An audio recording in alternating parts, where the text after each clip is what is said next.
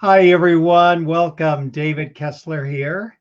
I'll give everyone a moment to find us. I came on a moment earlier. I think that may help. I've got Leslie here.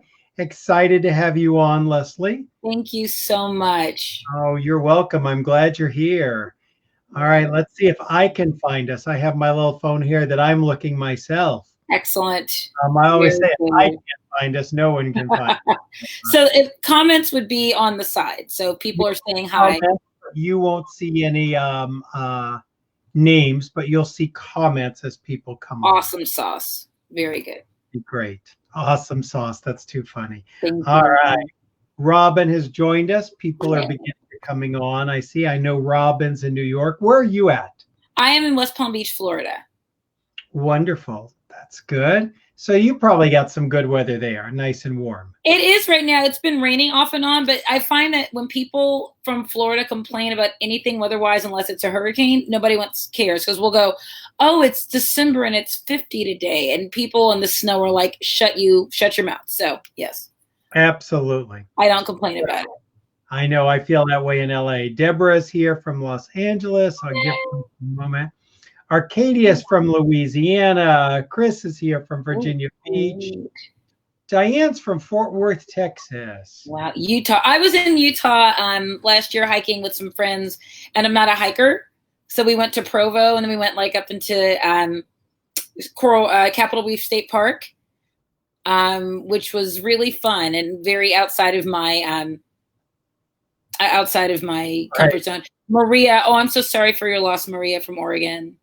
Oh, yeah. Morgan lost her husband 3 months ago. And in grief time, that's like an hour ago. It is. John from Massachusetts. West Palm Beach.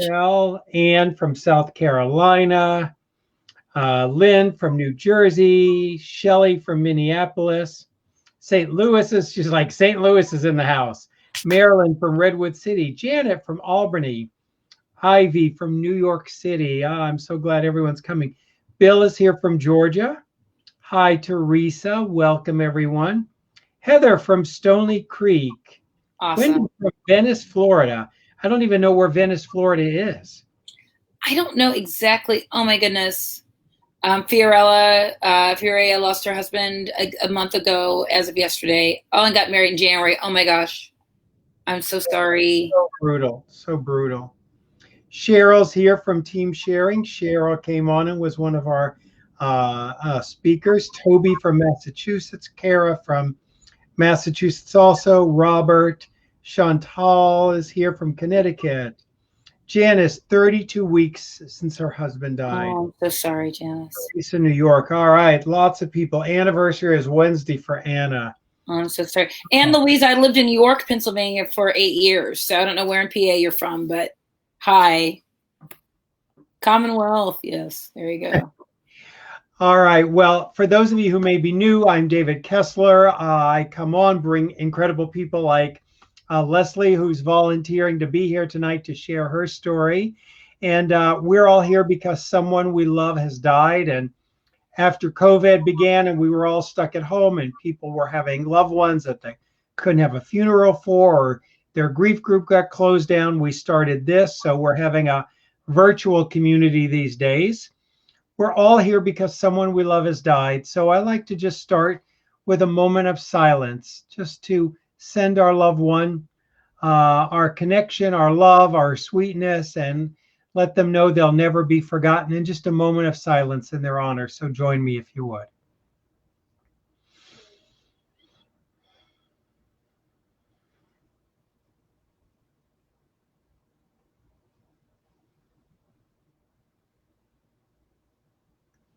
Thank you all so much for doing that. So, Leslie, you and I have like just met. Yes. Because tomorrow morning we're doing the Today Show together. Craziness. So I was excited to do this, not just because I like doing these things, but we had a chance to like kind of get each other's thing down. So I like that. And it's interesting because people in the group said we want to hear from more people who have had a spouse die. So I'm like, the moment I heard of you, and I'm like, oh, perfect. So I'm so glad you're here. Would you Thank you. share with us just how you came into the world of grief recently, and how long Oosh. has it been, and what's that been like? And It'll be 5 years in July 29th. Some odd 3-ish in the morning that my husband Scott died. And it was very sudden. We were both in our 40s. He was 44, almost 45. And we were planning his 45th birthday. We were going to go to the Keys. It was going to be a whole thing. And he had not been feeling well that week. He was a kind of a big dude, liked the cheesesteaks too much, that kind of thing. And we knew he had like type 2 diabetes and, you know, some history in his family of heart disease or whatever. But it was nothing that anyone said, like, you must be hospitalized right now, or this will be fatal. And I guess this is horrible to say, but I always felt like if he had a heart attack or something, that would be like his warning heart attack. And then he'd become like a vegan yogi or something. And he did not survive his first heart attack. We were actually making out. I had gotten up to write a story because I have weird hours at my newspaper job. And I was like, if I wake up really early before the baby wakes up, our baby was 1.5 years at the time, I can hurry up and finish the story. And he was like, hey, he was like, you know, hey, I'm like, hey. So we were kissing and then he said something's wrong. And I turned the light on and his head was shaking. I was like, this isn't normal. And so, I mean, it's obviously not normal. So, it seemed like it could have been 3 minutes. It could have been 3 hours. I kind of, you know, when moments of panic happen, you don't keep time. But, you know, we called 911. He was probably already gone by the time they came, but called 911. It took forever. I felt it probably didn't, but once again, it felt that way. They took him to the hospital. I had a friend drive me and they pronounced him, there. And it was weird because it's like I'm a pop culture reporter, so I watch a lot of TV and a lot of movies, and there's always that scene like in a cop show where you're watching the widow to see how she's acting and the cops are watching. And I actually had that happen when a relatively young person dies at home or appears to be dying at home. They send someone to the house. So my friends who stayed with the baby, there was someone there, and the people at the hospital were mean to me. It was weird. Like, would they take you in that room to tell you the bad news, and the bad news room was locked? They go in that room, please, to wait for us.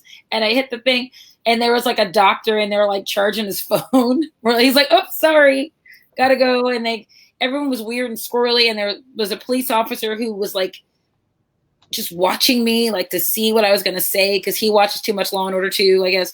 And it was so weird. And you don't know what's happening. When you learn what's happening, there's a part of you that goes, how do I look? Am I acting? What am I doing? What am I saying? And I have both a lot of memory at that time and then no memory of it. Because like I said, I couldn't tell you honestly how long I was at the hospital.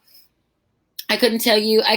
There were things that were said to me that I remember. And there were some things people would say, do you remember that you called me and told me?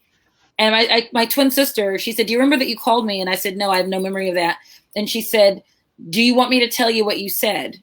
And I said, no, because it was painful and it hurt you. So I don't want to know. And that started it. That's what started it. First of all, heartbreaking. Thank you. You know, I saw from the little bit of your writing and your reporting I was able to look at, you bring a sense of humor to everything.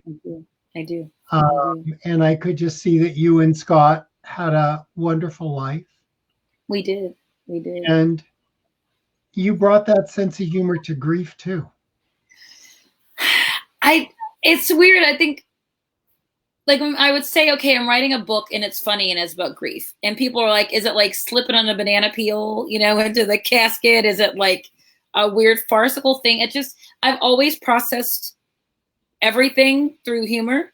And when I started to write the book, that's just the way that it came out. I mean, it's obviously sad and it's some very rough moments, but I wrote them the way that I dealt with it, which was like in the beginning of the book, the day after he died, we're picking out the gravestone and I realized I was hungry. And so one of my friends had just got off the plane. She had a bag of chips in her purse. So I'm eating chips as the guy's talking to me. He's like, oh, and this is how your loved one will be placed. And I'm going, ah! And it's just like July 29th, me too. That's when I lost my husband too, in 2015, someone at the same date. So it was just one of those moments where I wrote it funny because it was absurd. It was more like funny, absurd, like you forget that you're human and you're hungry, and our mother's going, stop dripping chips on the dead people. Right. And we're like, ah! Inappropriate. But it felt right to do it that way, because that's how, I wasn't making it up. I wasn't looking for things to be funny. It just came out that way. Well, it's also, I think about how there is a human experience of grief. Yes. And we also sometimes like to make up a sacred journey that we're on. Yeah. And I love that you talk about your number one, you didn't want any kind of journey. You didn't want no books with journey. And that like you didn't turn to yoga, you turned to fries. I turned to fries, and I took a yoga class. I have a friend who's a yogi, and she came down after the funeral, and she and my mom and I went to a yoga class. And it was actually, because I'm not the smallest person in the world, but I was watching all these little perfect yoga people, and they were actually a distraction, because I could go, oh, I can't do, oh, hell no, I can't do that. And they're like, feet over your head. And they're like, you can do the easy position. I'm like, tell me about it. And that made me laugh, because I do yoga now and stuff. But yeah, my solace came from like watching John Wick. Because and watching Roadhouse, and watching Patrick Swayze beat people up. That was soothing to me, in a weird way. And I didn't want it to be like a thing that I made up. I wanted to feel it the way that I felt it. And I know that so many things, and we had this discussion before, so many things are helpful to, whatever's helpful to you is what's helpful to you. And there's some people I know who've been helped by that, and in a very spiritual way, in a very spiritual path.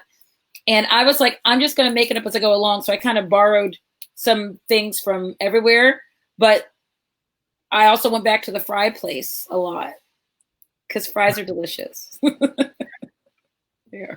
Well, I love that. And what's it been like with other people dealing with the person in grief? Oh, it's so interesting, because you want to be sensitive. I mean, I write in the book that when you're a widow, particularly, you are like ground zero of grief. You're like the person that is the most affected by it. And so, I mean, everyone else is too, but you're like the central relationship of choice. So I was very aware that like my sister had lost Scott too, and that his family, obviously, or whatever. So I tried to be with those people that were in the inner sanctum. I tried to be really cool about remembering that it wasn't a competition. No one was competing. Although I had a couple people go, I'm in pain too. I'm like, it's not a competition. But it was more like the people, like 2 or 3 rings outside of that, like people who want the grieving person to comfort them, which is so inappropriate. A person I met through Camp Widow, if there's any soaring spirits people here, hi, talked about gushers, about people who like, there would be days like 2 months later, I'd be like in a grocery store walking around, picking up frozen food or whatever. And you're feeling like that day, like my earrings match and I brush my teeth and I'm not hideous today. And then you'd see someone who hadn't seen you since the loss, and they would run over in this big performative thing and go, oh no, it's so awful, and hug you, and it's embarrassing. You're like, well, I'm just going to go back and eat something again. Because centering yourself in other people's grief is very weird. But also I think that we have to have these conversations, because those people mean well, they just don't know. And it's awkward and it's weird, and they're feeling something. Oh, it's Camp Widow person. They're feeling something very real, and they don't know who else to share it with. And it's you, unfortunately. I can remember after my younger son died, I don't remember time-wise, but I was going to a public event, and in my mind, it was literally, I'm sure it was probably months later. It was the first big event, like it wasn't a grief event. It was just general public, and I had a lot of angst about it. And I felt myself sort of building up my armor, getting ready to go to this public thing. And I walked in, and literally someone grabbed me and said, how are you? And I went, glad to be here. Thanks. And they were like, no, how are you? And I'm like, stop it. Stop it. Like, I know, I know, I together. know. And they go, no, you can tell me. And I'm like, no, can we not do this here? I'm just trying to get it together. Just trying to get it together. And the people that know you can tell, like, for instance, my friends who came down knew when I wanted to talk, and they knew when I just wanted to, like, someone mentioned watching Gilmore Girls. I watched a lot of Gilmore Girls. You just want to chill out and hang out and not worry about stuff. And if you want to talk, you will talk about it. And also, I think I wanted to talk about it either to the people that love me or love Scott, or people like other grieving people who I had just met, who I knew what I was saying. That was one of the things about Camp Widow, that, you go to this place, and I do talk a lot in pop culture references. So there's this early 90s band, Blind Melon. They had a video where this little girl was dressed as a bee, and everyone made fun of her. And then she finds this place where everyone's a bee, and she finds her people because they're all weird and bees together. And that's how I feel about Camp Widow, that, like, I found my people, and we can just all let it hang out, and no one's going to think you're weird for talking about your spouse. No one's going to think you're weird for crying at a weird time, or just saying, I've had enough of this. I got to go back to my room now. I'll see you at dinner. Because we're all in that place at different parts. So when that person who was meaning well and trying to be helpful, was saying this to you, and you're like, Well, I could tell it's so strange about how it can be different. Like, there's so many times your friends are like all being superficial, and you want them to like talk about the grief. And then that happened to be a moment where I was like, I'm just trying to keep this together. And she wanted to go deep. And I'm like, I can't go deep right now. I'll just fall apart. I know. So I'm sure it's confusing for people. It is confusing for people. And because you said, but for instance, it wasn't a grief event, but that's the first time that they had seen you. I went to this thing. I was covering this like media event where they were making pizza at a restaurant, and everybody knew, except for this one lady who had been away for the summer, and it was the beginning of the social season. And she and Scott always used to hang out. And at these events, he would be the funny one. And she goes, "Where's your husband?" And I could literally feel everybody behind me take a step back, like, oh no, what's going to happen? And I was like, well, actually, he died. And she goes, what? And everyone's like, taking another step back, and it turned out she was a widow too. And we had a nice conversation, but literally I was just there to have a glass of wine and make some pizza with the photographer. That's all I wanted to do. And I didn't want to have to do that. And then I went outside, and these dumb, blithely racist young valets, I was literally standing there like with my purse, holding a pizza to take home.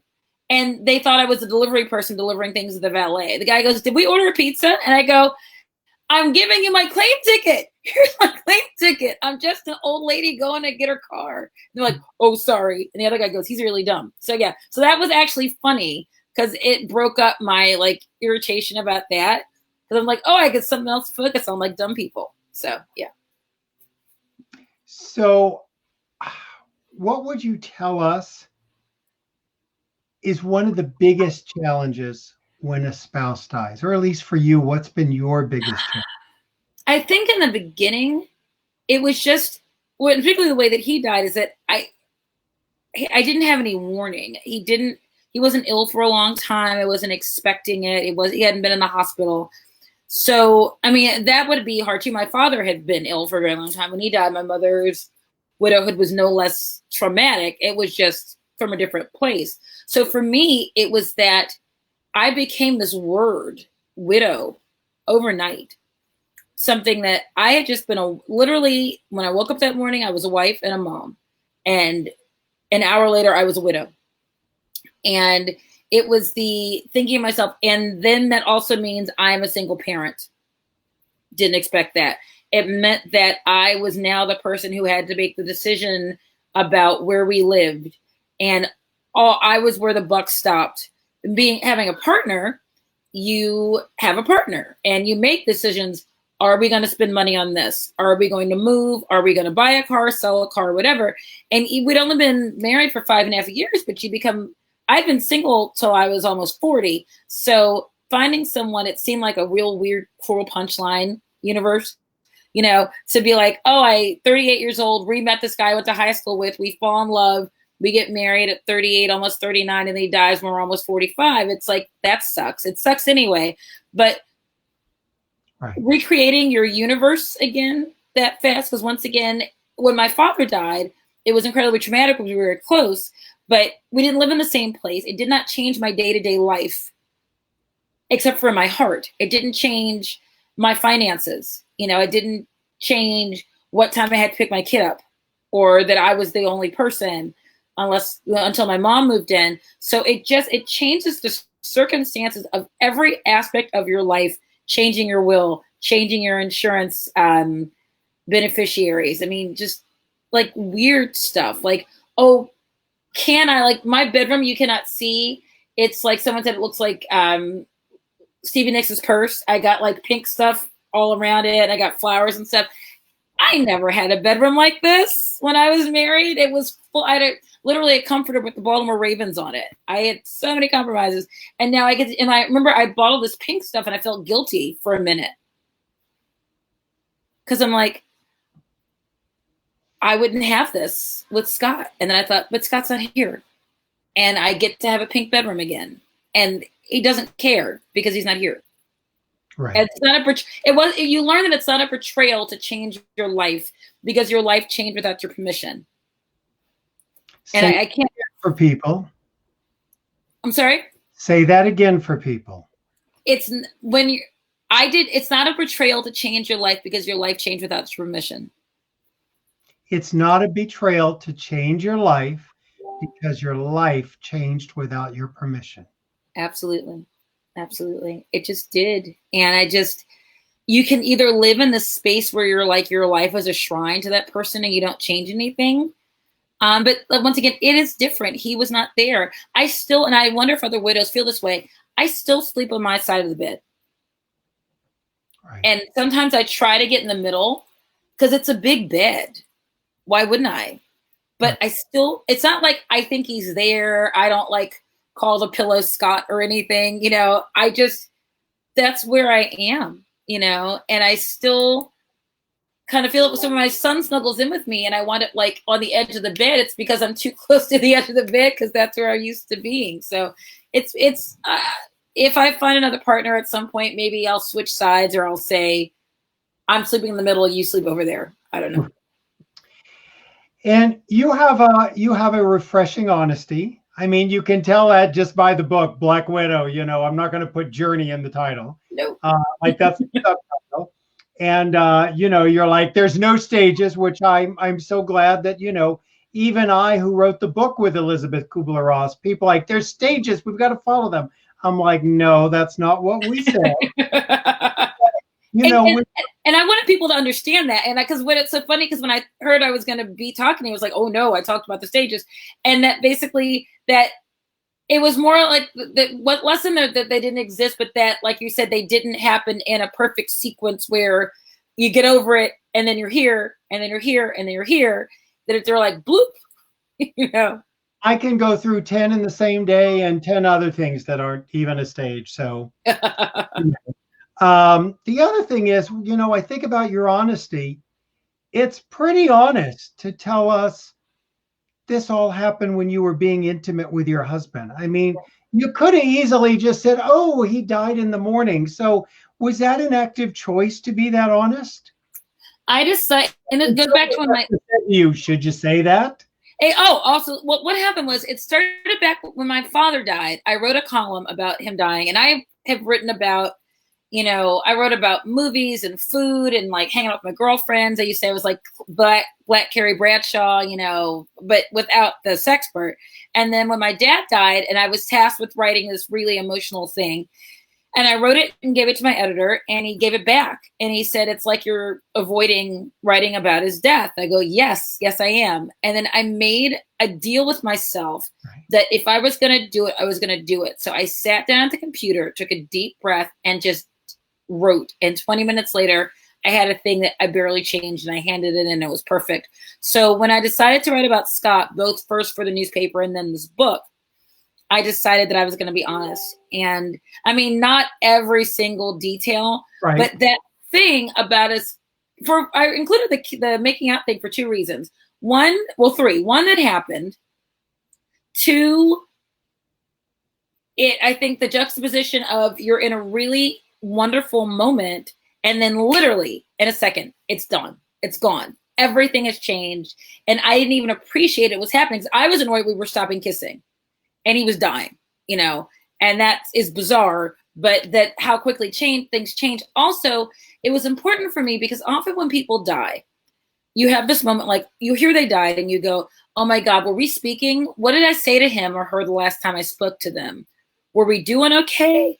And I know in the weirdest way that we were okay because we were kissing at the time. So whatever else was happening, whatever other things we hadn't said to each other, we were really expressing how we felt about each other at that moment. And there was no anger or tension or stress at that moment. It was just us hanging out and being Scott and Leslie.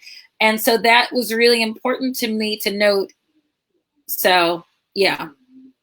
I think it's good you said it and told the truth, and I love your reasons why. From doing grief retreats for years, I can tell you it's one of those things that someone comes up to me on the break and go, by the way, I told you my husband died. Here's what was happening. And it's like, so I've heard it, but people don't often talk about it openly. No. So I love how you see it and how you talk about it. Thank you. Thank you. Let's see. Let's look at these. Do you want to take some questions and comments? Sure. Let's do it. All right. Christy says that takes courage to be authentic and brutally honest. She likes that about herself too. Karen says, today is 6 months since I lost my 53-year-old husband of 31 years in a tragic accident. Actually, I'm pretty good today, much better than before. And honestly, if I can say, that's the only progress you can have. If you can say it's better than it was yesterday and acknowledge that maybe tomorrow might suck, but really be excited about today where you were okay. And sometimes with those stages things, they go back and forth. You will be okay.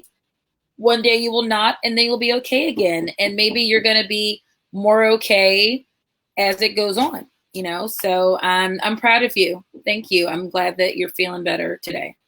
It's grief is a very organic process. And we either feel like it should look like something or we want an instruction book, and it just is what it is. It is what it is. Beth is here. Beth Sagaloff. She says, what a beautiful expression, talking about, I'm assuming, your last moments. And Beth had the death of a fiance and came on and talked to us about it. Oh, wonderful. I'm sorry.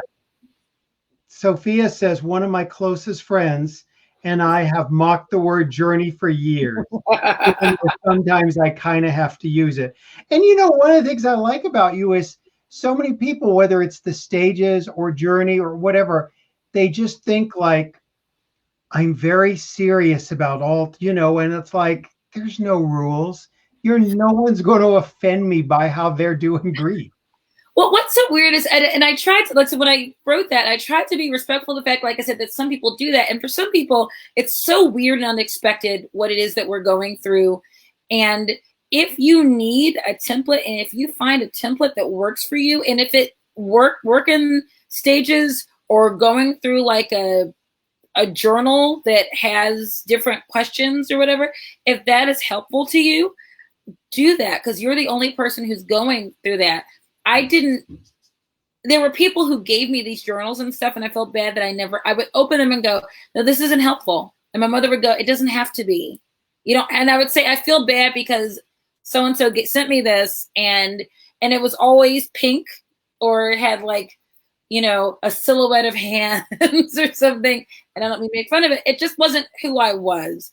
And maybe I would have found at that moment, that's really who I was in grief, but it wasn't.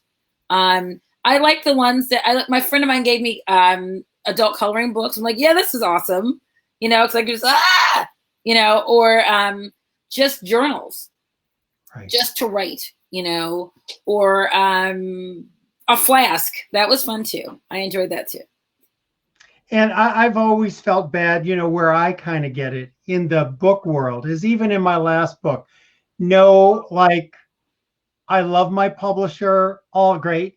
But when they first show you artwork, they're like, we're not sure what direction. And one is a dead tree, and the other one's like a lonely path. And I'm like, those have kind of been done. Yes. That's kind of been done in grief, by the way. I have to tell you this very quickly. I saw some really important questions. There was a Jewish cemetery question I want to answer, but they were like, what do we do for art? And my idea was, and it was a bad idea, but I was like, I want the cover to say sad funny. So I was like, how about you have like a hearse, right? And the hearse is going to the thing, and there's a hand, right? Outside, reaching from outside, holding a martini glass. And they did that, but it instantly looked like it was a beach read about like some young girl who married some old guy and murdered him, and she was on, and it could literally call Black Widow. I was like, that doesn't work. So they came up with this on their own without my input, which is like a visibly Black person going, ugh, are we doing this? And it looks like a cartoon, and it's really neat. And so they came up with it. And yeah, I did not want sad palm trees or, willows or doves or like whatever. And I didn't want it to be like a Jack in the Box, going, woohoo, grief is fun. I didn't want that either. So they found the right thing. Leslie, did you find love again? Do you want to find love again? It's a question here. I thought I did briefly, and it was not. And that is okay. I would like to find love again. I would. I think it was so weird because I was so used to being married that I kind of felt, well, I have to do this again semi-quickly. Not right now, but semi-quickly, because I was so much of my identity was in being a wife, because I got, even in 5.5 years, I got really used to that. And then I was like, never mind, I'm never going to find anyone, whatever. I will never find love again, So now I'm in a place where I'm 49 years old. Life is weird and changing. And I deleted all of my apps because there was weird, like, widow things. Like, they told us I can't widow, beware of putting, you want to be honest, put widow on your profile. But there are literally men and scammers who are looking for widows because they assume maybe there's an insurance policy, or you're sad and weird and you're going to give all the money to people. So I had this guy on Hinge the day that I deleted Hinge, who said he was a widower, and his picture of him and a little girl in the thing. So we started talking. I said, so how long have you been widowed? It's like he forgot what his scam was. He goes, what? And I go, widowed. And then he goes, so do you rent or own? I was like, why would you need to know that? And he's like, I just asked. It was like, you're scammy. Delete, delete, delete, delete, delete. So now I feel like it'll happen kind of organically if it happens. I do go on dates. I'm not dating one at the moment. I'm just kind of out there seeing what happens. One of the shocks about doing this group is every time, I would say, for every real widower we get, there are 10 phony ones. What? And it's shocking. I mean, the people in this group have been really good about policing it too, but it's just like, it's always the same thing. It's, there's 1 or 2 photos in their thing. They usually just started their Facebook. I will often take their photo and do a Google search, and you'll see like them in 10 scams. What? The other thing you'll see that I've learned, because I had to learn these tricks of the trade, so I want to put them out here.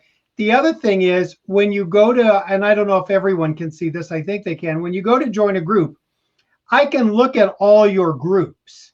And you just could look and see those aren't the normal, I can't put all his groups together in a person. It doesn't make sense, so anyway. Could I answer the question? Someone had asked about the Jewish cemetery thing. So this is in the book that, I think I put, that when his mother died in Baltimore, there was a space next to her, and his father was still alive, is still alive. So when Scott died, one of his cousins emailed and said, it would be okay if you used the spot, if you buried him next to his mom. But then I wouldn't be able to be buried in the same, it was a Jewish cemetery. I did not convert, so I would not be able to be buried in that cemetery. And I wanted him here with me. So we found a regularly not entirely religious cemetery that had a Jewish section, but also had what I call Benetton Village, where it was like, you know, a Black person and a Korean guy and a thing. So it was everybody together. So I bought a space in that next to him and that place so that we just kind of hang out, you know, together. So yeah, he's hanging out waiting for me. What do you think about some people are talking about feeling guilt, feeling like you're being disloyal? I always tell people, you actually completed your vows. Yeah, till you parted. So, and it's interesting because like I knew that like Scott's brother and his cousins were not immediately going to be okay with the idea of me dating, because to them it was still very fresh. So I kind of floated it to my brother-in-law after about a year. I said, how would you feel about me dating? And he said, I think that Scott wants you to be happy. He was like, but it wasn't too soon, because I know if I'd done it too soon. But then again, people judge people. That you hear about, like there's famous people that have moved on faster than their public thought they should have, and they've said horrible things about them, and it's not your business. It's not your business. And it bothers me so much when people aren't in your soul. I mean, yeah, if it's like someone who appears to be taking out large insurance policies on you, then maybe, yeah, you should be worried about that. Or someone who just shows up out of nowhere. But as someone on here said, they're better with a partner. And you know that, and your kids can't be that for you, and your mom can't be that for you, and your brothers and sisters can't be that for you. And if you feel good about it, and once again, maybe you ran them through a check a couple times, and you feel safe and secure, and maybe there's some things in place legally to protect you or your kid's college fund, then I say go for it. I mean, life's too short.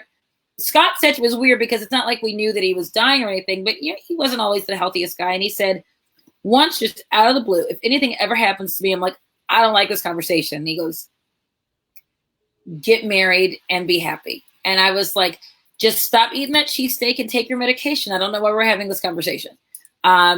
So when that happened and when he died, after about a year, when I thought I was ready, I was like, I already know how he felt about it.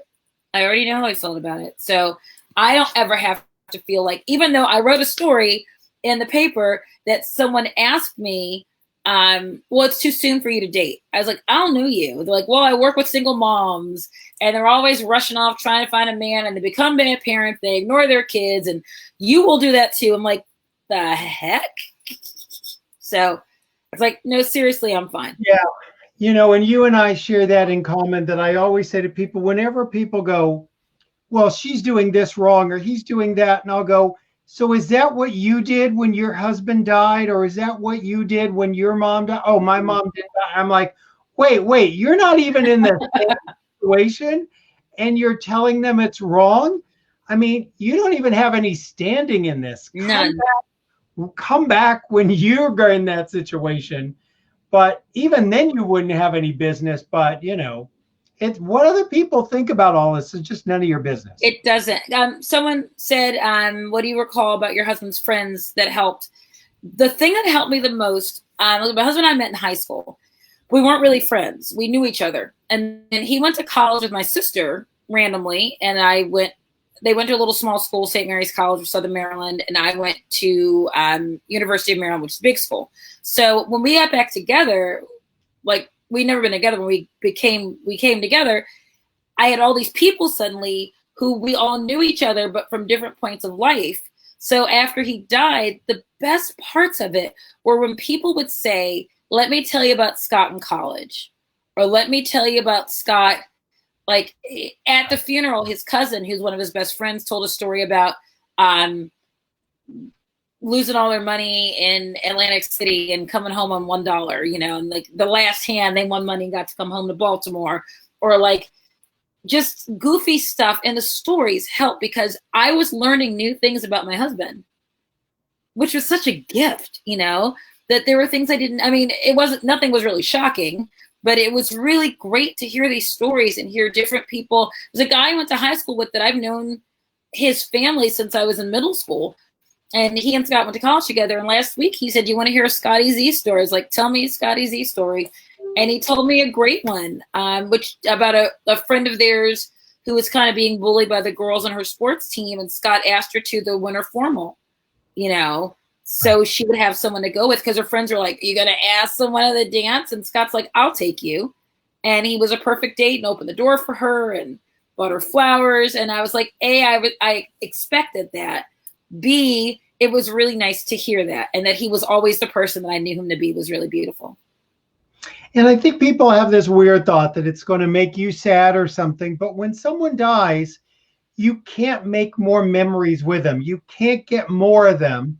But the one thing is when people share a story you didn't know, yes, that's more of them you get to know. It's more than you get to know. And I wanted that. What I didn't want was this idiot who was a doctor, apparently he's a cardiologist. I ran into him. It was the next like social season. There was a restaurant opening. And there was a friend of mine, Lindsay Autry, who was on Top Chef, and she owns a restaurant here. And she and her husband had this big opening. So my best friend Libby and I were at this party, and she's like, "Are you okay by yourself?" I'm like, "Oh, I got it." So I got appetizers in one hand, glass wine in the other. This guy comes up to me with his wife, and they're going on and on. They were like violating HIPAA laws, telling me who I worked with, that they knew who was his patient. I'm like, ugh. He wants to talk about my husband's heart disease and his history of heart disease at this party. So were there warning signs? Was he on medication? I'm like, read the freaking room. It's a cocktail party. I would much rather have a conversation about like funny stuff Scott did in high school and fights he started and like running, a gambling ring in the hallway, which he did, than go over the details of his death, particularly with a stranger and particularly at a place where I was trying to get away from that. Yeah. Right. Someone said, I have an opinion on this, but I'd like to hear yours. Okay. Someone said, my husband said he didn't want me to remarry. And I guess, and the person can answer these questions. It's like, were you married a long time? Did he know that he was dying? Was it something that like he'd had time to think about it? Was it just a general, hey, I don't feel comfortable with you getting married, and then he died, and then you're like, oh crap, it happened. Right. That to me, I mean, I still go back to the fact that I know lots of people who never married again. I've talked to like older women who go, my husband died when I was 50 and now I'm 80. I just dated a lot. Or I have a friend in my community, and that's fine, whatever it is that you want to do. I would feel so sad about that, particularly if I was younger, because that seems, I don't want to say, I would think that if Scott had said that to me, it would be like, I'm 44 years old. I should not be with someone for the rest of my life. I should be alone. And he knew that's not what I wanted. But it also, I imagine if you're dying, it would be scary to think about life going on without you. It would hurt because things are ending. Right. Yeah. Right. So what I would say to that is, and I can only speak for myself, and I'm much better today, and I have worked on myself tremendously. But I was certainly someone who had abandonment issues, who had jealousy issues, that if we were together and the topic of death came up, I could see myself, I actually didn't do it, but I could see myself saying, oh my God, if we ever die, we're never going to remarry again. And it really would be my abandonment. Sure. And it would be my jealousy issue speaking, not me. Sure. And the second piece is, it would be me speaking in the moment. If we're together and in love, of course I want more of this. I don't want to switch to someone else. I want this. And the other thing is sometimes people, some especially like you said when they're young, sometimes people will say to me, it's been 5 years and I promised her I'd never love again. And I'll go, have you matured since her death? Oh yeah. Well, can you imagine wherever she is, she might have matured too? And wherever she is, she might actually want you to experience love. Yes, absolutely. I agree with that. And it's just guilt it goes back to that. It's so hard because you feel guilty about moving on or forgetting them. I mean, when we moved, my mom and I moved from the house where Scott and I lived to this house together. Right. I gave away like a lot of his work clothes because they didn't mean anything to me. But so many of his Ravens and Orioles jerseys are still in my closet. And if I move again, I will probably take a lot of them with me. A, because I'm going to give them to cousins and stuff. And B, because it's still, once again, it's not like keeping things that are a shrine, but they're really special. And I like them. And they look pretty color-coded in my closet. So I don't know. You can feel guilty about anything. Time flies, but hey, how about we get together tomorrow on the Today Show again? What? I know. Let's get together. So tell me about the new book. Where can we find it? Tell us about how to find it. The book again, Black Widow, Sad Funny Journey Through Grief for people who normally avoid books with words like journey in the title. It's about the first year of my widowhood, from literally standing in the graveyard to the end of the first year where something really awesome happens. I don't want to spoil it. And it's just the fact that I didn't have a template and I was kind of flying blind, and it's about like, moving back in with my mom or going back to work and not being ready, or literally having this moment where I was like at my mother's house, terrified that my child, since I was now a single mother, was going to become like morally bereft, like Lance Armstrong. I watched too many Lance Armstrong documentaries in a row and had this panic attack that my child was going to become Lance Armstrong. It's just a dumb thing. Or like yelling at my mother's friend who was trying to help us pack, and she was like, "Oh, you don't need that Christmas stocking." And I grabbed it like it was an urn. I was like, "No, you can't have this stocking." I mean, just that kind of thing that happens.